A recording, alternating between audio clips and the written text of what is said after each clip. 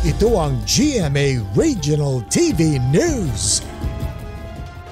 May init na balita mula Luzon, hatid ng GMA Regional TV.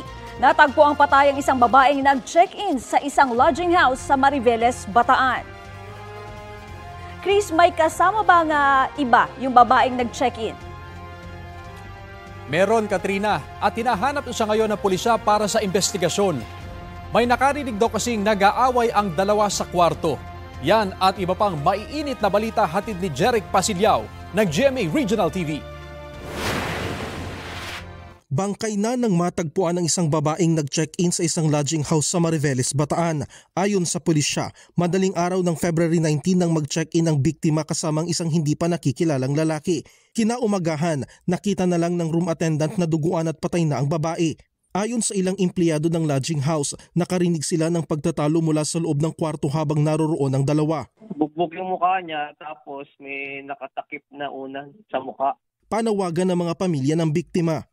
Sa lalaking gumawa nito sa mama ko, huwag ka nang magtago. Huwag mo na kaming pahirapan, sumuko ka na. Di ka man lang naawa sa aming mga magkakapatid. Lalaki kaming walang nanay. Iniimbestigahan na ang krimen at inaalam ang pagkakakilanlan ng huling nakitang kasama ng biktima. Arestado sa Angeles City sa Pampanga ang isang Koreano na wanted dahil sa kasong carnapping.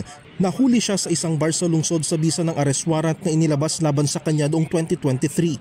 Walang pahayagang dayuhan na residente rin daw ng lungsod.